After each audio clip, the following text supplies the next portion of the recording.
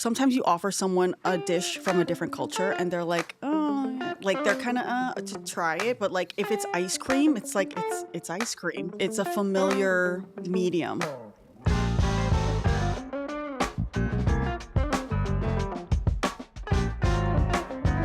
All right, welcome back to Industry Only at the Cheese Store. We're going to do the thing where we remember to introduce ourselves. That's Dom, he's the owner of the Cheese Store, and I'm Andy, who is the co-host of this podcast somehow, and we'll talk about that later.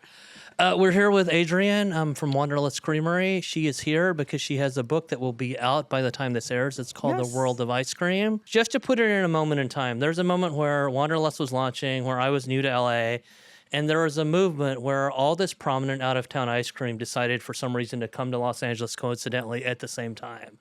There's McConnell's from Santa Barbara using California milk, which to me, out of all the ones that came, was sort of like the purest form of what ice cream tastes like, right? Yeah. And then there's these more experimental ones, Jenny, Salt and Straw, both very good, you know, playful in their own ways, but it wasn't really an LA thing, and like Adrienne has said it in their book, you know, a lot of the focus was chefy, it was Eurocentric. Mm-hmm. They would do these whacked out things that to me were cool, but not really about flavors that you want in ice cream. It's like, here's Michael Lataggio, we're going to make a loaded baked potato ice cream. And it's like, well, children don't want to eat that shit, right? Or we're going to make a bunch of ice cream that reminds us of like colors. Well, colors don't have fucking flavors. Colors are colors. And it's like, so to me, it's like, I get it, you know? It's an art project. You're trying to advance it. But then Adrienne came along, you know, with experience doing avant-garde things in the bar world, with a knowledge of food science, which she studied. And just, you know, I mean, the ice cream business is called Wanderlust, with this travel-focused idea where you wanted to serve flavors that tasted like they belonged in ice cream, but from the Middle East, from Mexico, from Asia, from Europe. So tell me about how all that melded together and became an LA story for you. You know, I only got into ice cream maybe like 4 months before I signed a lease. Wow. For Which was how Wanderlust. long ago? Like what? Like It was like, I would say November 2014 is when I like started becoming obsessed with ice cream. All my life, something you should know about me, I'm an obsessive person. I go through phases of obsession. And this was the beginning of my ice cream obsession phase. And yeah, like you said, all these like, you know, lines down the block, ice cream shops are opening. And everyone was talking about artisanal ice cream. And what that means is, you know, less air, quality dairy, a little less sweet.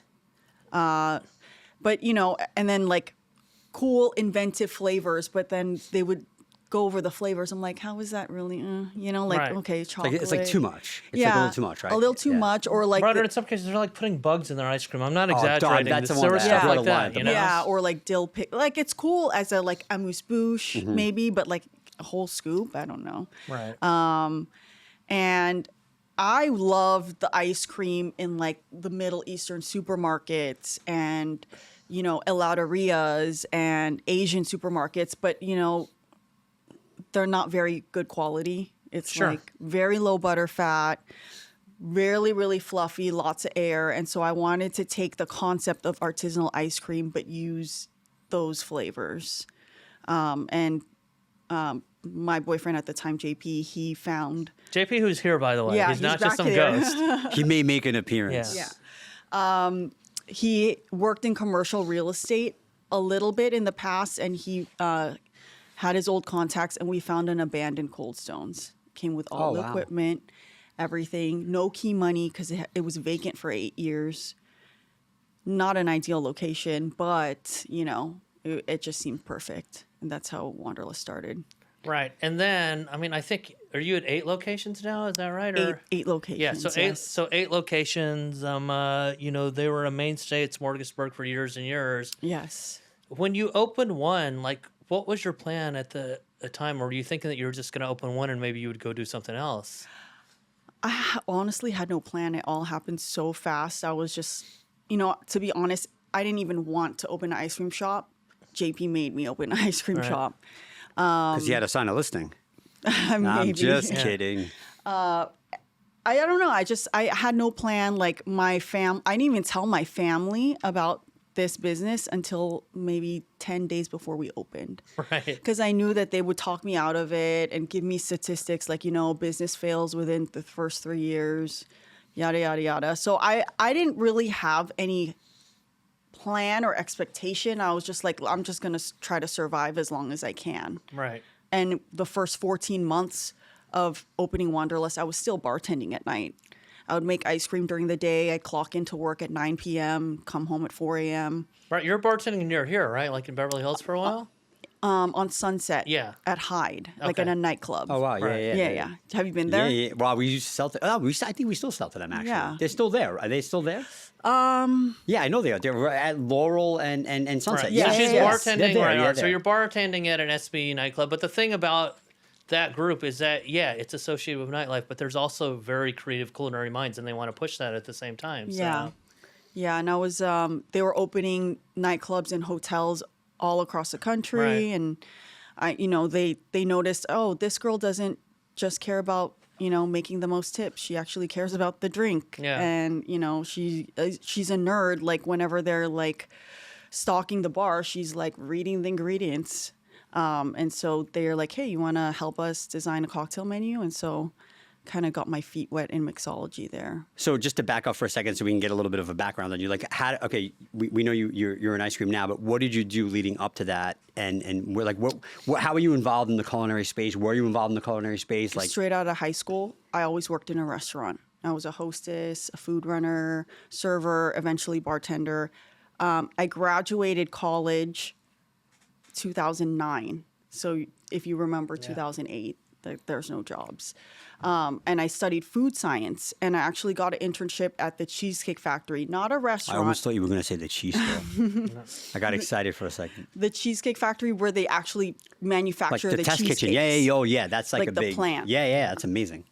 And it wasn't what I thought it was. It was like sitting behind a computer, calculating nutritional information. And I'm like, I don't want to do this. I'm just going to stay a bartender because, as you know, bartenders make pretty good money, decent money. Right. It's like part-time job. And I just was always a bartender for the next decade at different places. Did you curate your own menus as you went along, or Not until I got to the last job at that night. At Hyde? At Hyde, for SBE. But, I was just... Yeah, how it is in your 20s. Yeah, it is pretty wild, though, right? That it took I'm you... still in my 20s, and I'm still trying to figure it out. Yeah, so it is pretty dude. wild that it took you essentially going to a nightlife group that people associate with, like, bottle service and popping off for you to be like, now I get to be creative and make drinks. Yeah.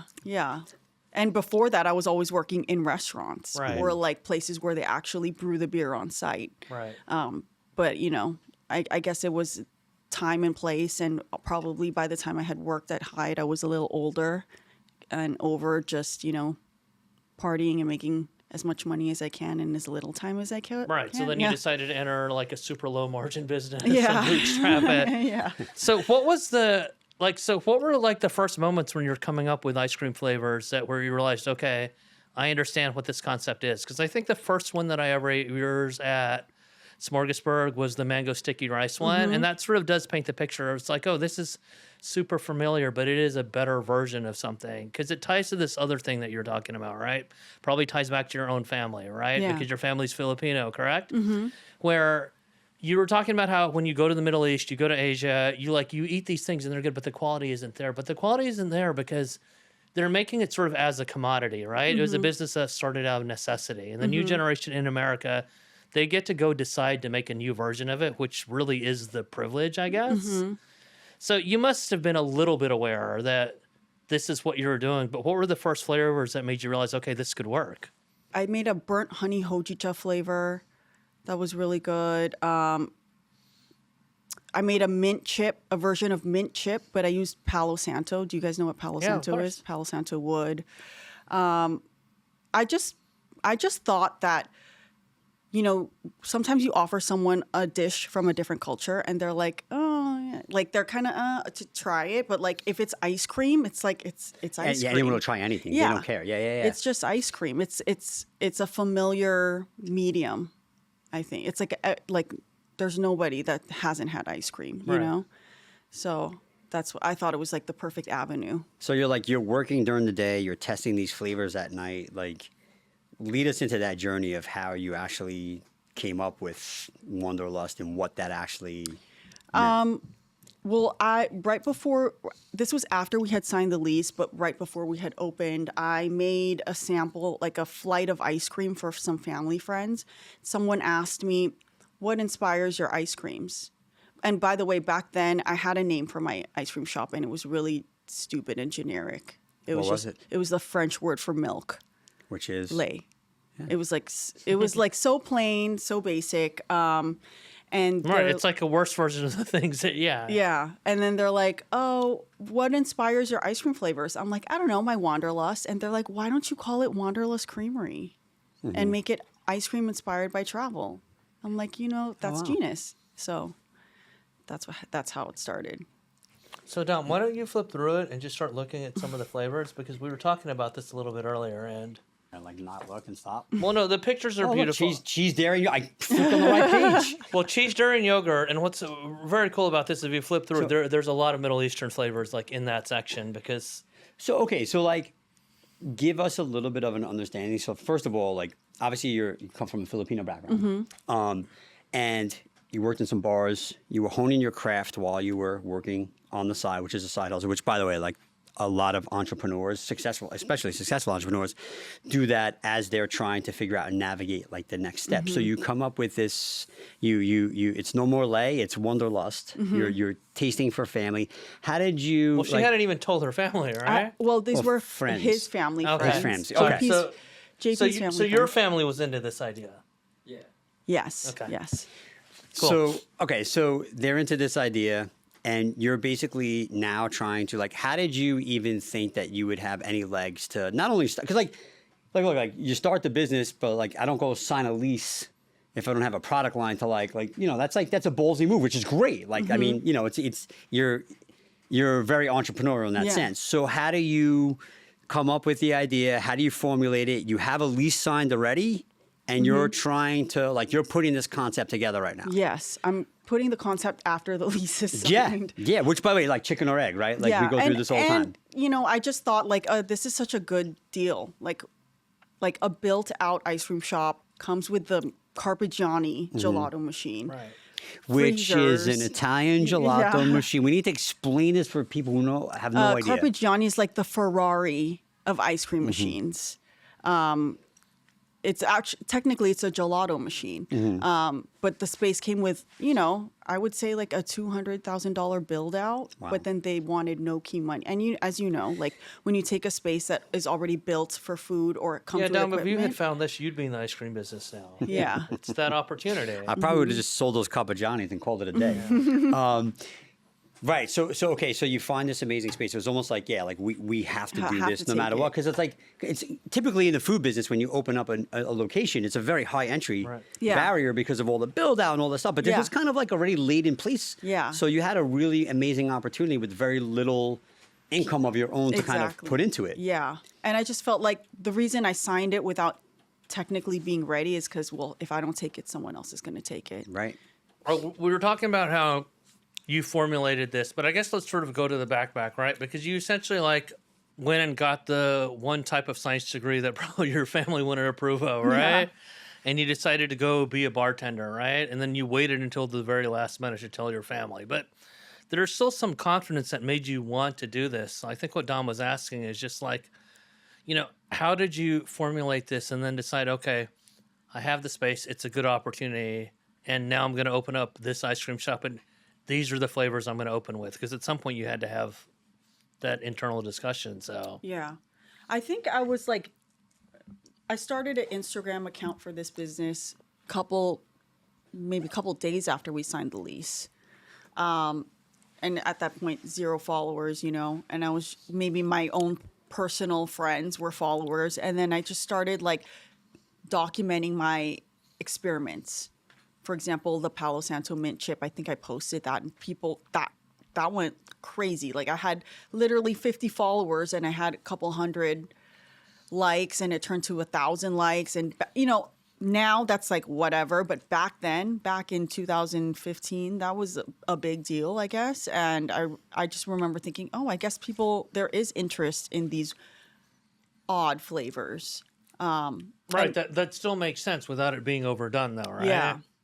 And then, as the account progressed, I saw that like people, the posts that did really well are the ones that were the most out there. Like the further I can go from what was considered normal, the better the post would do.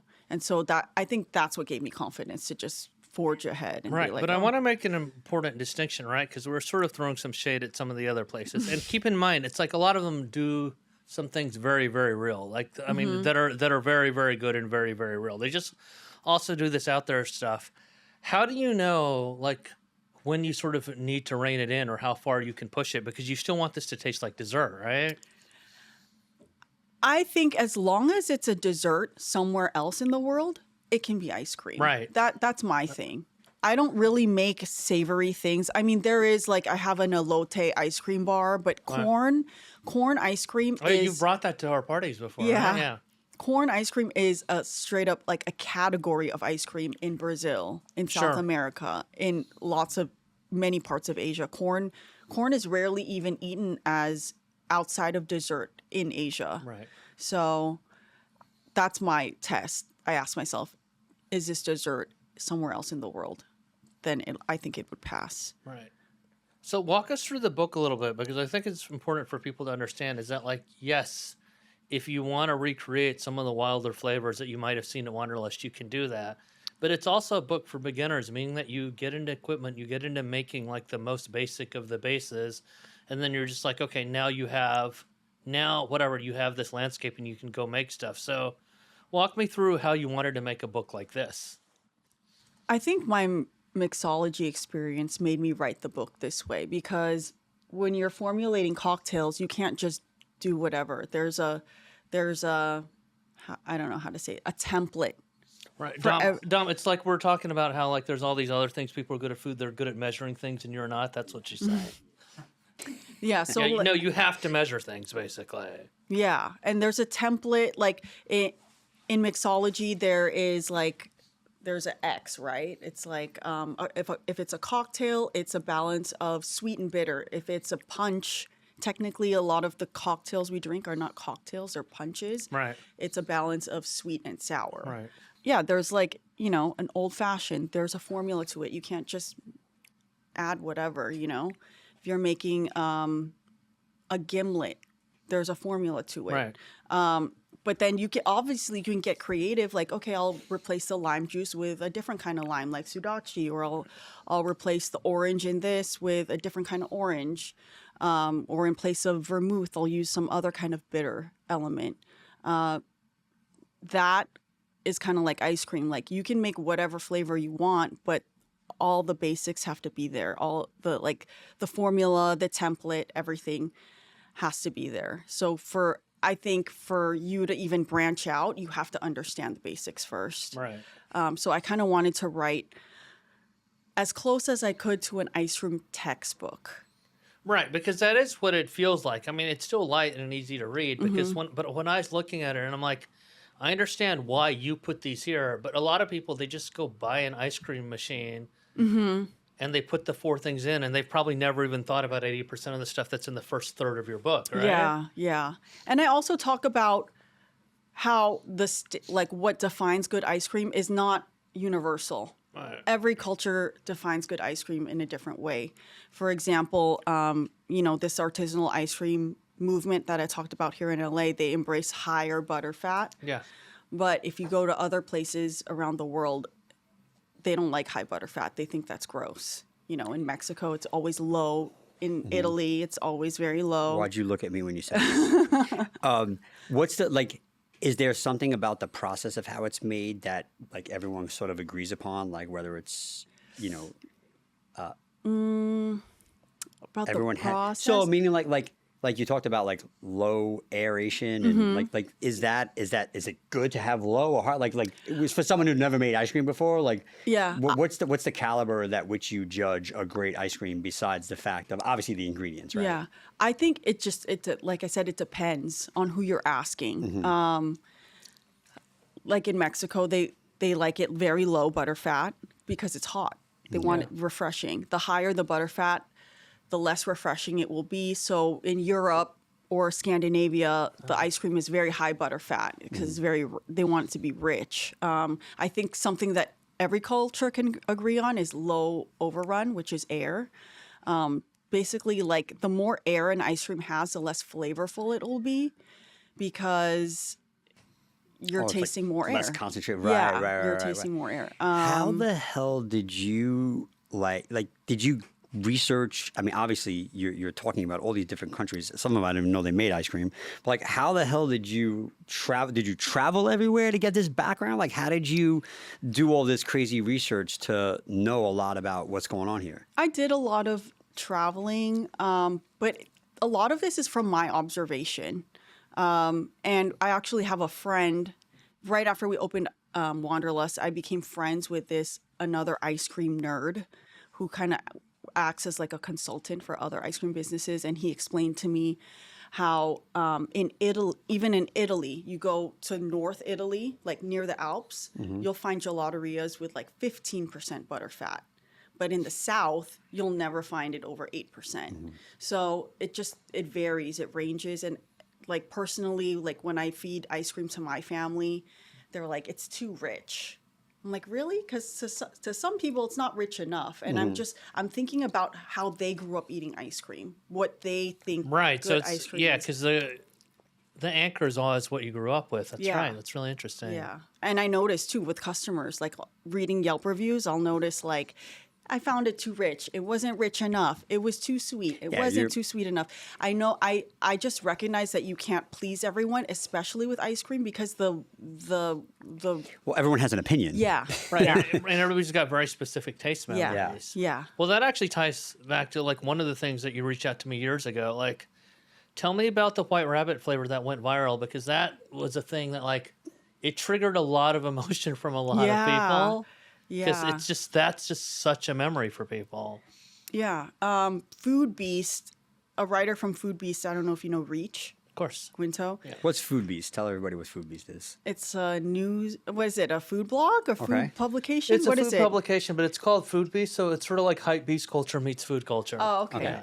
Okay. I never put that together. I don't know why I never put that together. But it's along the lines of like Complex, the Hundreds, and all that, where it's the type of people who think a lot about sneakers and cool watches and all that. You think about food the same way, and there's a lot of crazy things with different collaborations, you know, where it's like that type of where it's like streetwear drop culture as it applies to food. Yeah, exactly.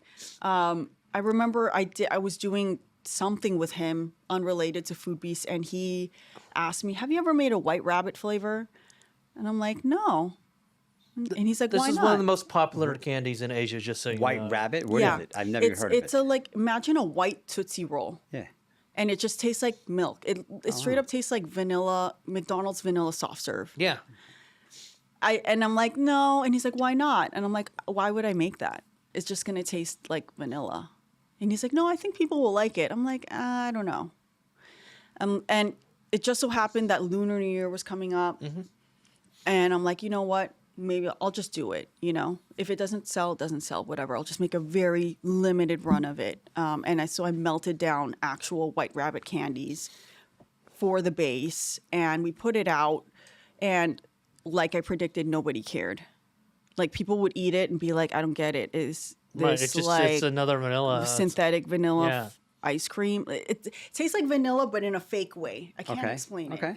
Right. And I remember I just randomly I posted a photo with like a photo that I took with my iPhone Yeah. of the candy wrapper wrapped around the cone and scoop of ice cream, and I said, "Oh, yeah, we have White Rabbit ice cream in store," and shit just went bananas. Really? Yeah. All on Instagram. Went viral, like viral. Like I think it got reposted. I have the statistics. I have a screenshot, but it got reposted like 5 million times on Holy Facebook. cow. And I remember it was cold. It was in February. It was freezing. Yeah, it was cold. I remember. And it was Cold in LA? Yeah, Like 62? It was 40, which just is kidding. frigid by Yeah, LA yeah, yeah. standards. 40, like, are you kidding me? Yeah, No yeah, one's yeah. leaving their house. Right. And I remember pulling up to a store, and we had a line, literally that spanned like a block, and I was like, "What's going on?" Did you have enough to serve? No, because I only made very little of it because I thought it's going to be whack. No one's going to Right. order this. And I'm like, what's going on? And I remember an employee said, you guys are trending on Weibo. I'm like, what's Weibo? They're like, it's like the Chinese Facebook. So we were trending on Weibo, and everyone, people, there was like media flying in from China. What? Yeah, reporting on how we were stealing it was like an IP. Yeah, well, We don't steal, we borrow. Right. There were other people who were like, well, we also made White Rabbit ice cream. I'm like, that's great. Anybody can melt candy and make Yeah. ice cream. It's just like nobody owns the IP to this idea. It would just be like, Right. you're making a Hershey's chocolate ice cream, right? Right, But right, it's just right. that this one went viral. People lost their shit. Yeah, people lost their shit. I remember someone even came with a hidden camera. What? Yes, because at the time my mom was housing students from China, and they were showing her on their apps, like Yeah. their Chinese social media apps. Look, and they showed me this video of apparently someone from China came in with a hidden camera and was asking our employee, like, do you guys have the rights to this ice cream? That's so Do you have crazy. permission from the company that owns the Right, candy? but tell me how that played out, because you're talking for a while about maybe you changed the name, but then you just kept it on, right? I changed the name. We got a lawyer because Chinese media was coming out saying that they were going to sue us, and then so we obtained a lawyer, and our lawyer reached out to the company, and nothing ever came our way. Right. Like they didn't even respond to our email, so nothing happened. But we renamed the flavor the White, and Yeah. it just didn't do as well. What?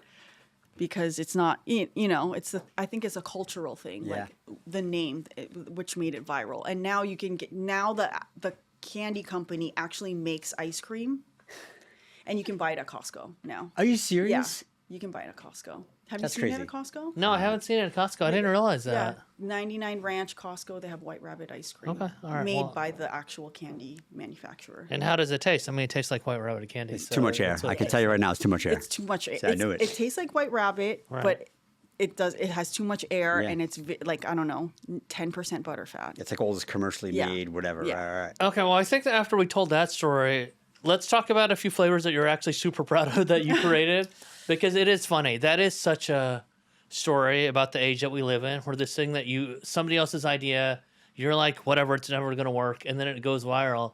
And in a way, that's what a lot of people know your shop for, but in reality, most of your customers, and you've had lines outside your shop before this, right? I remember you were writing about the fact that your smorgasbord line was like longer than everybody else's. Yes. So what are the things that people really line up for now that this other thing's called the White and they don't care anymore? Well, our menu changes every month. Yeah. So I feel like in the beginning of the month, we get a lot of people excited to see what's new. Yeah. Do you keep any staples on the menu Yeah. so that you can like? Yes, okay. like half of our menu is staples. We have the sticky rice and mango. We're also very known for our ube malted crunch. At the time when we opened Wanderlust, I refused to make ube ice cream. It's like the most What's ube ice ube. cream? It's like purple yam. Okay. It's a Filipino purple yam. It's straight up like the most popular dessert flavor in the Philippines. It's like vanilla to Why them. would you refuse to make that if it was so? I just thought it was so It just, if like you're generic. from her culture, Generic. it's played out. It would just Played out. It would just be like Oh, you'd open a cheese store. Andy's gonna try and bring this back to Italy. I'm gonna hear. No. this. It would just be like you're opening a cheese store and I'm just going to serve cheddar because that's the one that Exactly. everybody thinks Right, about. right. This has Okay. nothing to do with Italy. So you wanted to like go outside that boundary. Yeah, I mean, there was like, a do- restaurant in New York for a while where it was like the first restaurant of its kind, but it was called Purple Yam. And then at that point, it's just like, okay, this has crossed over to the point where like yeah. people should think about something else when they think about this Exactly. culture. So Yeah. But at the time, But yours is really good though. well, ours is different because we use malt. I wanted to take a classic American ice cream, like malted, malted shake, malted this. It's ube malted crunch, Right. and it has it's kind of a play on Thrifty's chocolate malted crunch. If you ever had that, it's like the ube version of that with like crunchy malted pieces. Our Japanese Neapolitan, pretty much known for that. It's like instead of strawberry, what's in regular Neapolitan? Strawberry chocolate. pistachio, and No, Oh, strawberry vanilla chocolate, right? That's the American version, but I know there's an Italian Italian version version. is- It's strawberry, yeah. pistachio chocolate. Yeah. Ours is like Japanese flavors. Right now, it's matcha, sakura, and Hokkaido milk. So if like someone's coming into your shop like for the first time and they don't really recognize like a lot of things on the menu, like they're very specific, Mm-hmm. and I'm sure like I would probably eat them all because I love ice cream in general, and I'm not sure who doesn't. But like, how do you sort of navigate the menu and kind of give the customers a little bit of a background on how you're doing things and what you're doing? We let everyone know that hasn't been in before. We're an ice cream shop inspired by travel. So every flavor you see here is inspired by a different culture.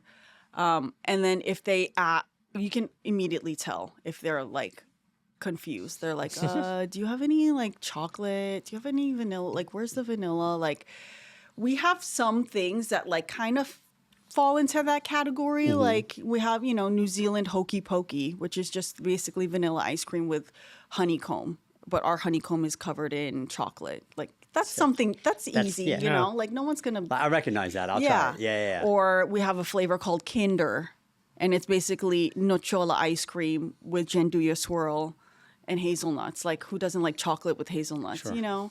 We have a lot. I would say a lot of the stuff is safe. It's just that the craziest, the more out there stuff catches people's eyes first, and then they get like intimidated and overwhelmed. But a lot of our stuff is actually very easy, How many locations do you have right now? And where are you guys based out of? Sorry. I mean, I know you're based out of here, but where? Like, Yeah. what locations around where? Like, We have one in Atwater, one in Venice, one in West LA on Sawtelle Boulevard. We just opened one in Irvine last year. We have one in Westfields in Woodland Hills. We have one down the street on 3rd and Fairfax. And Tarzana was our first one. wow. It's kind of crazy though, because like you talk about like some of these more affluent areas, and like it seems as though like ice cream breaks all the barriers, and you guys are kind of like appealing to a much broader demographic than something like Beverly Hills and West Hollywood. Kind of. Yeah. Yeah, are you just looking for deals now, or are you sort of targeting neighborhoods? I'm not going to lie. We just look for deals. Right. We look for deals for, maybe that's my immigrant background or Sure. the fact that I was broke when we opened our first location, but we look for deals. Almost all of our locations were pre-existing ice cream shops or coffee shops. Right. I think Sawtelle's the only one that was a bank. Keep moving into abandoned cold stones. Exactly. Yeah. Our second location in Atwater was also a Cold Stone. And also too, like what a lot of people have to realize is the risk and gamble that you took in signing a lease, not necessarily having products to sell yet, right? They Yeah. were still, but like that is what keeps entrepreneurs up at night. Like that is so risky. Can I say ballsy? That it is was like ballsy. so Yeah. hard. You said It was Yeah. actually very reckless. Yeah. Yeah, no, but no risk, no risk, no reward, Yeah. and that is something that, first of all, you should be very proud of, which I know you are, but also Yeah. too that is not easy to do, and Yeah. that is something that it could go either way, but you trusted your gut and you had something in mind, you had a vision. Yeah. So I mean, to hear that you're not, it doesn't really determine. You don't need the neighborhood, right? You have the No, brand, yeah. and you started the brand from zero in a location that you didn't No. really like, right? No. Like, so, And then she added 7 more, and this is after like her and JP became stars at Smorgasburg too. Yeah. So it's like it all happened. that's crazy. That is a massive leap of risk. Congratulations. I Thank think that's you. huge. That's hard Thank to do. you. That's not easy. That's crazy. Yeah. So let's tie it back to where we are a little bit. And I'm not suggesting any type of collab. I'm not suggesting any kind of new product. You both have plenty to do. I sure as hell have enough to do. That's not what we're suggesting. We're just going to talk about Andy's this. here for a commission check. And I we're can never hear going to it. think about this afterwards. Adrienne, can you tell Dom some cool ways that you can implement cheese into ice cream? Or Dom, can you tell Adrienne some cool cheeses that you have that you might think would work for ice cream? Because I want to see if we can come up with a new flavor here. He asked you first. I mean, We do have and cheese. it's in the book. Yeah, there's a we section. have cheese. Yeah. Like cheddar cheese is a classic ice cream flavor in the Philippines. As weird as that sounds, straight up cheddar cheese. So cabinet cloth bound cheddar, like use something really nice. And Actually, I take that back. Pasteurized cheese that tastes like, what is that? American cheese? Like pasteurized. It has to You mean be, pasteurized or processed? processed. It has to be able to melt. oh, Yeah, so you Velveeta. Velveeta. Well, no, but no, engineered to melt. It's the furthest thing from cheese. No, the collaboration we're coming with. So Eric Greenspan's New School cheese Yes. is the best version of that Is he cheese. around? Is this a shameless plug for Actually, Eric? I was supposed to make a cheese. We I'm were not supposed to. surprised. Yeah. We were supposed to do cheese ice cream between 2 slices of Chocopan from some other company. Yeah, I have to hit up Eric for that. I never got around. Oh, to so doing you- it. No, I'm sure he'll hit you up. There's no doubt about it. Eric is listening right now. Totally is. Dude, that guy. He wanted me to change the name to the new cheese store, new school cheese store of Beverly Hills. No, at any point No, he's just like kidding doing around. 11 We love collabs at him. once, and he writes back in like 3 minutes if you have a question about a collab. All right, what about a cheese that Dom might have? Not that he doesn't love New School, which I know he loves. No, of course we love it. Everyone loves it. No, I'd like to see something like there's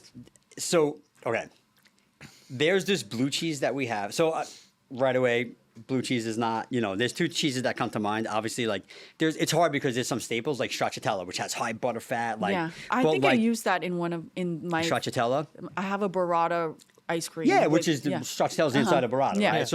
So that's that would be a version, but it's very obvious. Something like fior di latte, which is like the highest butter fat. Right, because those are mozzarella. essentially dessert in a way already. They are, right? But that's where my mind, that's the first Yeah. place. And by the way, like everybody's mind goes to that because Yeah. it's easy, right? But it also makes sense because of the texture and the type of cheese. Yeah. I would do something like, so we have a cheese in the house called Briacacio Avino, which is it's a cow's milk cheese aged in the must of the Italian dessert wine Pisito. Mm-hmm. So if you think about it, like it's a beautiful blue cheese that has these amazing veins in it that literally, after you make Pisito, which is an Italian dessert wine, they take the must from the outside, age it on the cheese. So it's like late harvest grapes. It's very ripe. Mm-hmm. So all of that sweetness goes into the actual cheese, which is unbelievable. And like, not everybody likes blue, but Yeah. like for me, like I like blue. I love blue. I mean, I grew up on blue, but like I would think like something like that would be sweet and different. It wouldn't be for everybody, but whoever like that to me would be like, wow, like that's insane.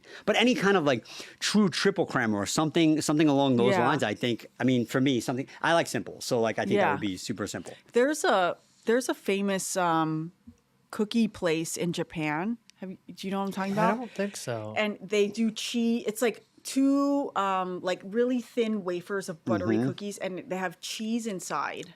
And It it's is dessert. Okay, so I you know what I'm don't talking know the about? name of them. Mm-hmm. A customer of ours brought that back to me a few months ago, and they had 3 different types. They had a camembert. They had a camembert, they had a blue cheese, and they had another type of cheese I don't remember. Did it taste like dessert? yeah. Well, it was. It's dessert. It was unreal. Like it was a very, and I know they're very well known there. And Yeah. and then this I customer think you is very could even proud to- get it at the airport on your way out. That's Oh, cool. how famous they are. It was exceptional. I wish I knew Yes. the name. I know I took Yeah. pictures of it. I'd have to Yeah. look back, but that's a good call. That was really good. I definitely think blue cheese could be a nice. Blue cheese is great. And then I mean, yeah, we talked about cheddars and stuff, but I think that there's something to be said about like a white cow parmesan. Right? Like something Yeah. along those lines. I don't know. I mean, Yeah. there's like the possibilities I think are endless, but are you trying to start a collab or you can get some kind No, of no. I just want to back up a second because I think that I realized like you guys are talking about like all these rarefied ideas, and I get it. This is great, but no, somebody should fucking make a Velveeta ice cream that will go viral. No, it should be new school, bro. Come on, we had this conversation. New school. It should be new school. All right, well we'll have that discussion with Eric, but like a Velveeta ice cream. I'm pretty sure he's going to lean on the side of new school if I have, Right. Texas queso ice cream. All right, that's more like a salt and straw idea, but Yeah, that whatever. I do want to ask one last question because I know we're about ready to wrap up. But like, what is next for you? I know you have this amazing book coming out. Like, what's the future look like for you? Honestly, I hate to say this. I don't know. I just hope to survive. No, I mean you're doing more than surviving. You're creating an entire like industry of something that like most people have never, I mean, for me, like this is so special and so amazing. So I think that's incredible. But like also too, I mean, that entrepreneurial mind and how you pivot and how you do things, like it's already a bright future now. Oh, I can't even thank you. imagine what's going to happen later you. on. So Thank you. this is incredible. Just hope to survive in LA. Yeah, well. I mean that, of course. Stay tuned for part 2. Yeah. No, I mean the reality is, it's like this is a conversation that everybody sort of like dances around in LA all the time. It is just extremely hard to be an entrepreneur or small business owner, like especially in the food space right now. So it's not even that these people should be applauded. It's just like there is like some sort of collective group therapy that is happening every day, because it's like everybody who's in the industry who talks to anybody else in the industry about it, it's just like, I can't believe this stupid thing that was already very stupid got harder, and that's really what it is every day. But I feel like, you're finding sort of other ways to get your brand out there. Obviously, you have this new book. Maybe this is a huge business success for you, which we hope that it is, but also like it's sort of like it taps into your artistic side. It gives you something else to think about. So I'm just hoping that, you find other projects and you keep creating. This has CPG written all over it. Oh, thank you. It's amazing. I mean, you must have thought about that, right? CPG, yes. That's a whole other business, though. Yeah. We actually took over. We moved from our small kitchen to a manufacturing facility. We took over an ice cream plant that used to manufacture Cool Houses stuff. Oh, wow. And the guy that we bought it from, he's kind of like our business mentor, and he's in that space, and he advised us against entering that space. Oh, wow. It's a whole different business. Yeah, of it's course. not. It's a whole different game. It's a different money. And you have a business lot more. mentor. I like Yeah. that. A Yeah, lot well, more. so do you. It's like you have Mario, right? I have Mario Del Perro, absolutely, from Mendocino Farms. Oh, If you ever, He is want like that you need. If I'll you speak for ever myself, want CPG you need a mentor, advice, yeah. and you need someone, and I can. I mean, you're perfectly groomed. You're like Yeah. you're. well, I'm lucky. This guy just. And you're also hardworking too. Hard work Yeah. meets luck. Yeah. Oh, thank you. All right, so everybody go get The World of Ice Cream. I mean, you know how this works now. I mean, it's in bookstores where we can find bookstores. I mean, link is in the description, but obviously go on Amazon and buy your book. However you feel about Amazon, like that's where people buy books. Yeah. So. Great, and thank you so much Thank for you joining for us. having Thank you so me. much, And Adrienne. congratulations on all your success. We're Oh. very excited to see what happens next. Thank Right. you. Thank you, JP, for having all the business vision and being Yes. stuck in the corner not saying anything. But we know that you're half of this too. Story So of Wanderlust. yeah. All right. Appreciate your time. We know you're both busy. Thank you. Thank you.